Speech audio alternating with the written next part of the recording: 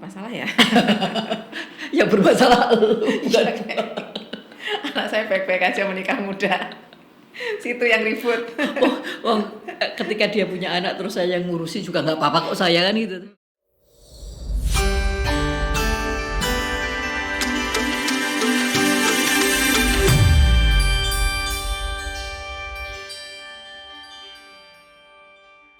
Hai, jumpa lagi di mana lagi PSW UGM, wanita hebat, Indonesia bermartabat. Masih punya tamu hebat, Dr. Susi Handayani, antropolog, Universitas Gadjah Mada jelas. PSW UGM, Pusat Studi Wanita UGM punya tamu hebat, itu yang lebih luar biasa. Kita lanjutkan, kemarin kita bicara dengan Dr. Susi Handayani yang berkaitan dengan remaja. Kali ini kita lanjutkan. Mari, Mbak Susi, ketemu lagi. Kita lanjutkan ngobrolan yang lalu. Mohon maaf, baju saya yang ini ada 12, jadi sama lagi. Jadi ini baju saya belinya lusinan ya, gitu. kiloan. Ya, kiloan. Nanti kalau apa? Ada yang batin. Ada yang cuci basah satu basah semua ya. Ya, terus nanti diselika satu semua jadi terselika. Bu Susi, remaja sekarang ini kan bagaimanapun juga nantinya 10 tahun yang akan datang akan masuk dalam kehidupan bonus demografi Indonesia. Siap nggak mereka ya? Mereka banyak banget kan modal. Tahu nggak sih mereka kalau akan ada satu orang banyak umurannya sama dan berebut pekerjaan yang banyak, pekerjaan yang sedikit gitu, walaupun sekarang pemerintah sudah nyiapin banyak hal ya. Yang ya kesempatannya banyak sekali termasuk MBKM. Itu kan penyiapan untuk mereka toh. Yoi. Ya, terus mereka tahu nggak sih kalau mereka itu disiapkan untuk menuju ke era 2032 gitu loh. Kira-kira gimana sih? Mungkin harusnya nanti teman-teman jawab ya kira-kira gimana rasanya gitu jadi anggota bonus demografi. 10 tahun lagi loh ya.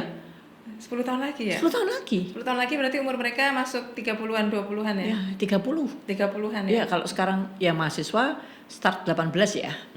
Atau sekarang jadi 28. Mereka baru lulus ya bekerja sekitar 5 tahunan ya, 5-7 tahun begitu mereka. First jobbers. Ya.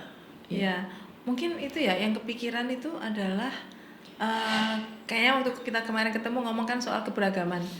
Kayaknya mereka mungkin juga harus siap dengan keberagaman yang berasal dari kreativitas mereka juga. Karena kalau zaman sekarang nih kelihatan ini ya, yang misalnya tolong dikoreksi kalau Susi salah. Ini kayak semua orang pengen jadi startup. Yes. Semua orang pengen jadi influencer, masuk medsos, jadi gimana YouTuber. Rasanya punya passive income? Mari saya kasih tahu caranya nih, gitu kan. Kalau ngeliat di medsos lama-lama capek ya kalau semua orang jadi kayak gitu. Jadi mungkin jawabannya adalah supaya teman-teman semuanya siap, mungkin gimana pun juga Anda harus beragam. Nggak bisa Anda semua jadi influencer semuanya, terus siapa yang dengerin ya? Siapa yang mengikuti dia kalau disuruh jadi passive income gitu? Ya, sopo yang kerja. Akhirnya nanti begitu kita kayak apakah kita mau terima imigran untuk melakukan pekerjaan yang kita nggak mau gitu, karena kita sudah kerasa ini kelompok-kelompok sarjana, magister dan orang-orang pandai di sana gitu kan. Mungkin ya akhirnya keberagaman juga harus ada yang jadi macam-macam kayak gitu, karena semua orang kalau ini apa jangan-jangan kayak kita zaman kecil dulu, Mbak Wit, inget nggak? Dulu waktu zaman kecil kalau tanya cita-cita kan semuanya pengen jadi apa? Jadi dokter, jadi insinyur. Sekarang tapi insinyur apa nggak tahu. Nah tapi sekarang kan geser jadi kayak pengen jadi influencer, sama punya startup gitu kan. Nah mungkin itu akhirnya butuh macam-macam juga gitu. Tapi semoga teman-teman remaja itu mulai berpikir juga gitu ketika sekarang ada PHK besar-besaran yang kaitannya dengan medsos yang gitu-gitu kan. Jadi ya semoga yang kemarin sudah bekerja dengan mantap, dengan bahagia gitu ya. Terus kemudian bisa bergerak, bisa mengembangkan yang dia punya, pengalaman yang dia punya kan itu sebetulnya. Nah, mungkin kita juga kalau kita ngelihat kan pergeserannya juga menarik nih Mbak. dulu-dulunya tuh yang diagung-agungkan sama angkatan kita, orang tua angkatan kita gitu. Itu kayak pekerjaan yang tetap Ya, sampai kamu mati, ya, dapat pensiunan ya, gitu kan. ya, Nah, ternyata sekarang itu langka gitu karena ya, semuanya per kontak, per proyek, ya, eh, ada masa, ada periodenya ya, sehingga nggak ada tenurnya gitu ya. kan. Tapi saya juga ngeliat teman-teman yang anak-anak muda ini pandai karena mereka menyesuaikan diri bahwa oh ya sudah kalau kita nggak dapat tenure berarti memang kita disuruh cari pengalaman yang macam-macam. Jadi dari kerja yang beragam itu mereka ngerasa kayak ngelihat kita malah kayak kasihan ya kamu seumur hidup Oh iya, kerja di situ terus. Iya malah Ya. kita yang melas gitu kan kayak ini mungkin salah satu coping mechanism mereka melihat bahwa sakit banget ya kowe sampai pensiun di situ terus toh. Ya. Saya dong udah kemana-mana gitu. Nah ini Ya. mungkin juga salah satu cara mereka melihat bahwa ya memang sudah berubah sekarang, tolong orang tua saya jangan mengatakan saya pengangguran karena nggak punya 9 to 5 gitu kan yang rutin gitu kan. Kalau lagi dapet ya saya ada, nanti setelah itu kalau di tengah-tengah mungkin ada periode in between job saya akan cari lagi. Nah itu tuh yang kadang-kadang bikin orang tua ngelihatnya deg-degan dan merasa nganggap mereka dalam tanda petik penganggur. Iya. Dan artinya harus ada kemampuan mulai dari sekarang untuk para remaja itu untuk mengelola keuangan kan gitu. Dan mengelola hati kan gitu. Sekarang mereka ya kan kapan dia dapat duit, kapan dia tidak kan ya nggak jelas tanda petik kan gitu. Jadi dia harus mengelola keuangan yang dia punya satu. Keduanya lagi, kalau mereka tidak mampu untuk melakukan komunikasi dan dia tidak punya network, dia tidak mampu melakukan dealing dengan orang, itu menjadi sesuatu hal yang luar biasa juga. Tadi Susi ketawa ngakak sedikit itu karena ingat mikir, iki ono hubungannya lah ya. Mbak tadi bilang kan harus pandai mengatur uang toh. Ya. Itu apa ada hubungannya kenapa sekarang banyak iklan untuk ngutang pay later bayar Oh, nanti? iya. Oh iya. Iya kan? Kali ya. Padahal kita punya uangnya sekarang kenapa disuruh bayar nanti toh gitu kan. Jangan-jangan ini antisipasi zaman susah ke depan. saat di antara kontrak in between jobs itu gitu. Kali ya. Gak tahu. Iya. Baru kepikiran. Lucu juga ya. Ya mungkin juga loh ya. Dan itu kan sebetulnya balik-balik kayak atau mensiasati kredit card kan. Yo. Dan ngomong-ngomong kredit card tuh sebetulnya kayak barter zaman prasejarah kan gitu. Kan cuman sekarang saya punya ini, kamu punya kartu gitu. Lu percaya sama gua, ini tak kasih kan gitu kan. Kayak barter juga kan. Kan cuman kepercayaan. Tapi orang bilang aku punya kredit card. Sini saya mungkin itu tadi yang sekarang pay later-nya itu ya karena ya siapapun bisa, susah loh dapetin kredit card sekarang. Mungkin kali itu juga mempengaruhi jadi. Iya, tapi mungkin mereka yang Mbak bilang tadi mereka jadi mungkin lebih cerdas mengelola kebutuhan. Iya, kebutuhan mereka karena mereka tidak seperti kita yang malah sesuka hati yang gembira karena mikir kayak alah ntar tanggal 1 kan gajian lagi. Malah kita Mbak yang harus belajar sama mereka kayak. Ya harus ya gitu ya. Betul-betul banyak hal yang kita harus belajar dan harus belajar barengan sebetulnya. Tapi yang lebih penting saya rasa bagaimana kita saling terbuka, saling bisa menerima itu kan yang tiwas ngasihani anak muda, mereka juga kasihan sama kita, kasihan dulu kita yang nggak paham investasi, nggak paham apa yang anak-anak muda sekarang kan kayak mari berinvestasi dari muda, mereka malah lebih paham yang kayak gituan mungkin. Dan mereka lebih ya mungkin kita akan ngikuti mereka tapi kita sudah terlambat kan berkopoh-kopoh. Ya, misalnya mereka sudah ya kan modelnya kita itu mengikuti sesuatu tren yang baru kan gitu. Kalau dulu tuh orang pada jualan pulsa, semua orang jualan pulsa kan gitu tuh. Yang sekarang juga sudah begitu. Ayam geprek itu laku, semua orang, semua warung kan punya ayam geprek kan gitu. Sekarang semua orang jualan online. Nah, tapi sekarang banyak sekali yang mati juga kan gitu. Yang kita kalau diperhatikan lu kok selalu off gitu. Oh, oke. Jadi nggak selalu bahwa ya karena ikutan mungkin mungkin itu bagian dari anak muda trial and error gitu kan. Ya kalau jualan yang ini nggak laku ganti jualan yang lain ya gitu kan. Udah simple dan enteng ya. Iya, enteng. Mereka kan mungkin persepsinya beda sama kita. Kita kira, "Loh kamu kukut toh?" Enggak kukut, ganti investnya. Ganti usaha. Ganti usaha. Iya. Jadi hal-hal seperti itu yang kadang-kadang kita lupa gitu ya. Maksudnya lupa itu ada struggling, jenis Ada struggling, strategi mereka mereka yang Iya. yang orang tua tidak pernah paham untuk atau belum paham. Tiwas gitu ya. deg-degan jebul mereka udah coping iya, kok gitu kan. Iya. Dan mereka sudah ya punya strategi hebat yang tidak disampaikan ke kita karena mungkin itu juga strategi dia juga tentu Iya, tidak ngomong ke kok orang. diceritake maman Nah. mesti bawel gitu kan. Kamu Iya. kok nggak cari kerjaan yang tetap Nduk Iya, gitu iya. kan. Loh, mah ini yo kerja lo ya. Iya, betul. Itu jadi banyak hal yang ya yang undercover jadinya gitu kan. Iya, banyak apa kita perlu ngobrol bahwa anak muda itu juga punya caranya sendiri untuk menangani hal ini sehingga kita nggak bisa pakai persepsi kita bahwa kamu kok nggak punya kerjaan tetap berarti kamu pengangguran kan padahal udah ganti perspektifnya nggak Iya. gitu kayak gitu. Tapi ngomong-ngomong, kalau kita ini bicara di kota tentang kota, nah terus yang di 3T gimana ya? Masyarakat 3T. Wah, mari kita bayangkan dulu. Apakah mereka aspirasinya akan ke kota? Nah ya itu. Kalaupun tidak sebetulnya tidak sulit ya kalau mereka ya orang kadang-kadang kita juga ngomongnya aduh kasihan ya mereka Padahal 3T mereka gitu. damai di Padahal sana. tidak, iya mereka dalam zona nyaman di tempat itu kan Iya. gitu. Jadi kenapa kita susah kan gitu. Nah yang keduanya mereka makan gitu aja juga ya mereka bahagia kok. Kadang-kadang kita mengganggu mereka gitu kan. Iya. Dengan- Jangan-jangan yang bikin mereka susah tuh kita. Kita, Karena kita menimbulkan hierarki yang bagi mereka tadinya nggak kepikir hierarkinya. Iya. Oh kita dianggap orang susah toh. Padahal tadinya saya kita biasa-biasa iya, aja. iya. Saya jadi ingat dulu. Saya harus kerja jauh biar dibilang sukses ya. Padahal saya di sini baik-baik aja.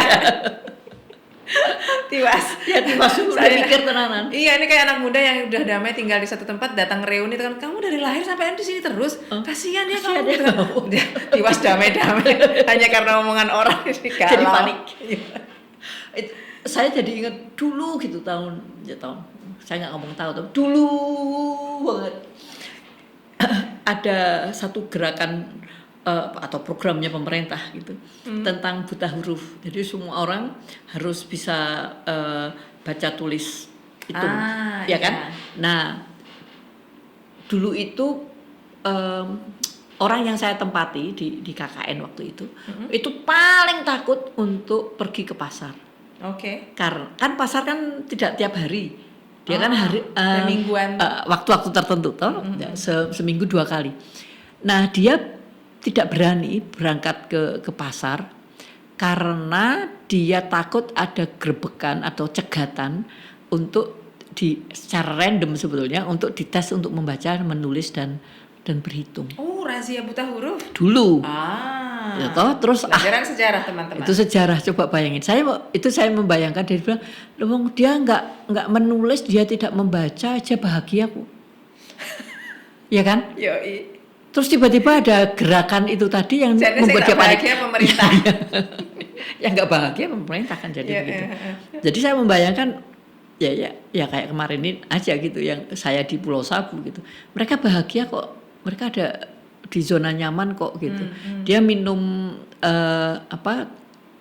air sabu, tuak.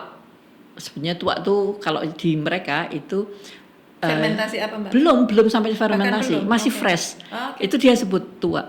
Kalau diminum jam 8, saya nyoba nih, 1 gelas begini, saya minum jam 8 pagi, saya baru lapar jam 4 sore. Seru ya? Baik buat diet. Ya saya itu. Kita mungkin bisa mengambil gitunya untuk dietnya gitu ya. Why not gitu loh. Jadi ada hal-hal yang mereka bahagia aja gitu. Iya, Itu. nah itu tadi kembali. Karena medianya itu sudah masuk kemana-mana, internet makin murah, bahkan HP yang sederhana itu sudah terjangkau. Mungkin kita juga nggak bisa memutar balik waktu dengan mengatakan sudah kamu tetap terisolasi saja biar kamu bahagia gitu kan. Karena gimana pun juga mungkin udah kadung terekspos lewat medianya gitu kan. Nah ini juga bukannya kita terus kayak nggak ada maksud bilang kayak ya udah kamu kalau di tempat terpencil aja ya gitu kan, kita nggak ngurusin nggak gitu sih, cuman kita merasakan bahwa dinamikanya nggak sesederhana itu karena itu seperti kayak timbal balik siapa menginginkan apa dan bagaimana pihak yang lain di luar itu juga merasa bahwa bagian dari pekerjaan saya adalah ngurusin kamu misalnya kayak gitu kan.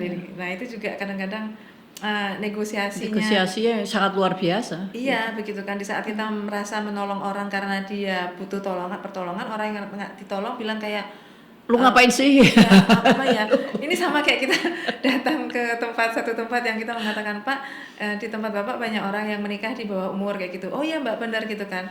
Terus senyap gitu kan, terus dia nanya, terus yang jadi masalah apa ya Mbak? Terus kita kayak gitu loh. Nggak bisa lanjutin. Ya, ternyata dia baik-baik aja nanya, loh lah Mbak, lah itu mau kuliah jauh, uangnya nggak ada ya. Solusi berikutnya adalah Itu. jadi terus dia bertanya juga Bapak itu kan, jadi sebenarnya yang bermasalah anda atau Mbak yang dari pemerintah gitu kan.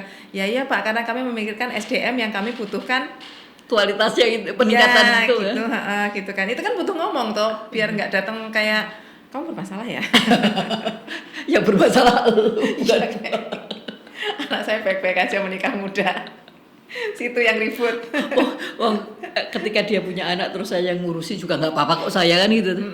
Nah ini jadi kayak kita mungkin dari mana kita berbicara gitu kan, kayak apakah kita dari orang tua merasa bahwa tugas kita belum selesai kalau misalnya anaknya belum kerjaannya yang 9 to 5, gaji bulanan rutin, dapat pensiun sampai mati gitu. Sementara yang dibutuhkan adalah dialog, menyatukan persepsi kayak gitu kan. Jadi misalnya kayak kita juga bilang bahwa tolong dong ini yang angka pernikahannya dinaikin dikit, jangan lo kenapa gitu kan, daripada nge-seks sebelum nikah, daripada ya Pak tapi jangka panjangnya nanti gimana SDM kita. Nah itu kan butuh dialog panjang lebar.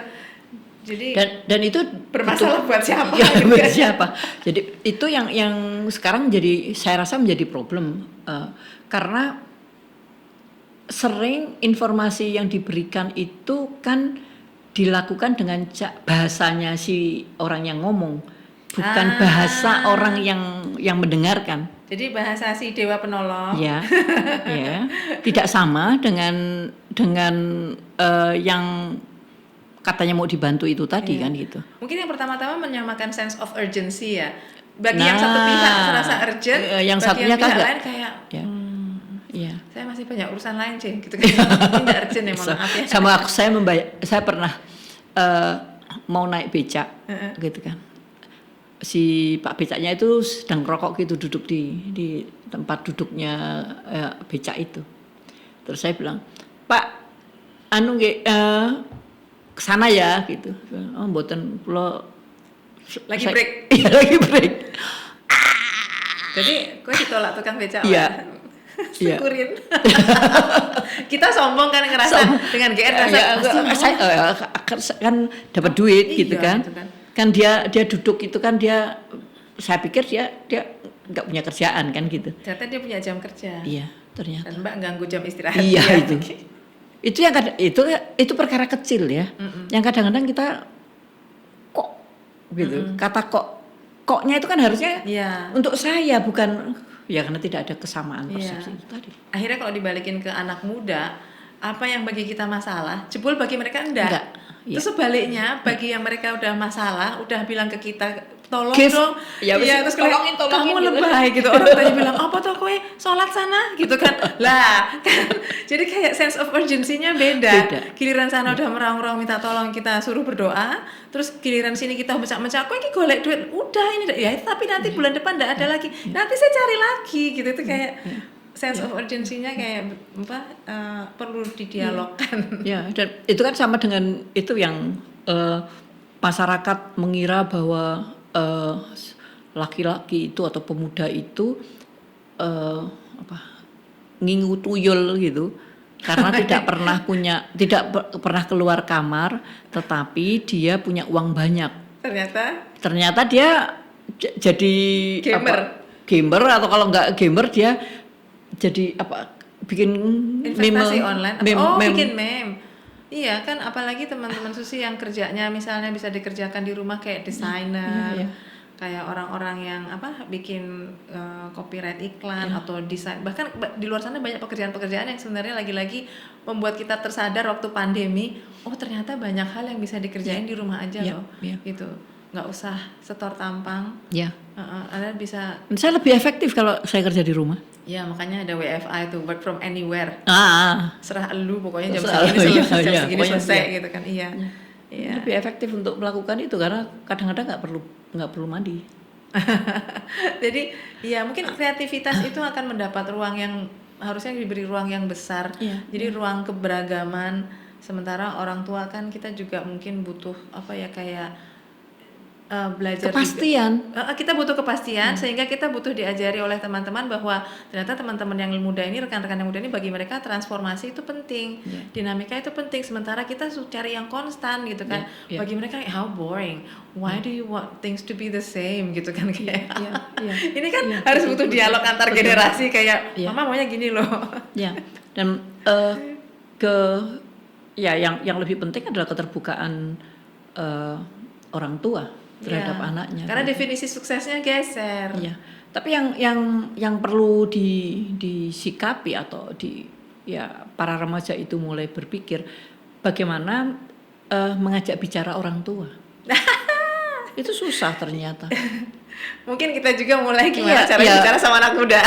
Sekarang sama belajar. Ya, yang jelas itu kan sering orang tua merasa bahwa dia memberikan sekolah yang baik, kesempatan kursus whatever lah itu, kemudian si anak itu seperti tidak apresiasi gitu dengan tidak appreciate dengan pekerjaannya itu.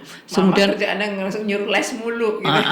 Gitu. Terus kamu tuh biar nanti sukses. Nah itu tadi kata sukses itu tadi kan.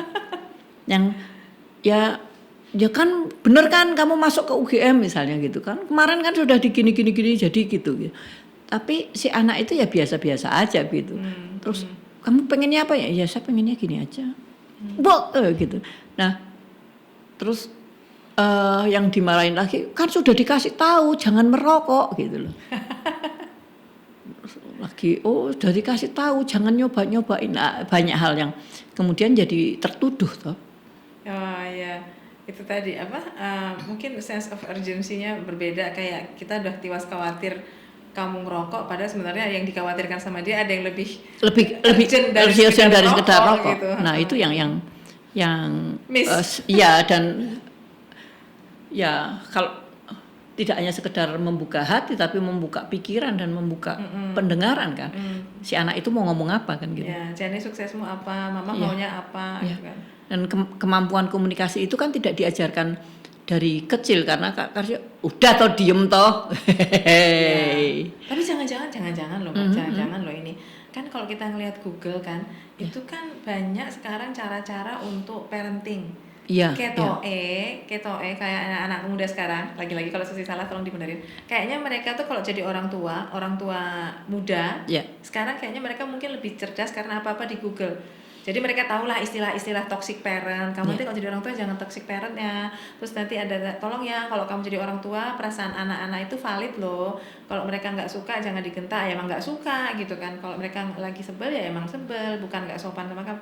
Kayaknya mereka mudah-mudahan nggak kayak kita lagi berulang gitu loh Mbak. Nggak perasaan anak kecil itu nggak valid. Apa toh? Nggak disuruh keluar nemuin tamu kok nggak mau gitu. Padahal ya mereka kan namanya orang lagi nggak mood misalnya itu. Kayak gitu. Kan, kalau zaman dulu kan kita harus itu dulu kalau kita nggak keluar nemuin tamu bisa dicibet dibilang nggak sopan. Iya betul. Nggak salam sama tamu. Nggak salam gitu kan. Padahal kita sebetulnya pengen tamunya cepet-cepet pulang sehingga kita dapat makanan. Suguhannya tidak dimakan jadi kita bisa makan. Nah, itu juga mudah-mudahan mereka lebih baik dari kita dalam hal memperlakukan anak-anaknya. Iya, generasi muda yang di bawahnya tuh lebih terayomi gitu. Iya, dan berharap itu menjadi manusia berkualitas yang lebih berkualitas. Walaupun mereka punya masalah lain lagi, anak-anaknya nggak bisa lepas dari gadget. Iya itu. Ya sudah. Ya itu problem dia kan. Setiap gitu, generasi ada baggage-nya masing-masing. Iya. Jadi mungkin yang lalu sudah meletakkan ranselnya itu di satu sisi gitu ya. Tapi ternyata ransel itu dibawa oleh yang lain lagi kan gitu. Ganti ransel, Mbak. Ganti baggage. Baggage-nya mungkin sama, cuman isinya yang beda. Oh iya. Setuju. Sepakat dengan analogi. Oke. Well, anyway, kita berhenti sebentar untuk ini. Banyak hal yang masih bisa kita bahas untuk yang berkaitan dengan remaja dan yang akan datang. Karena yang jelas bahwa dengan kesibukan mereka para remaja masih ada loh bullying yang kita juga tidak pernah tahu, kita tidak pernah paham seperti apa mereka. Jumpa lagi di mana lagi PSW UGM, wanita hebat, Indonesia bermartabat. Bye.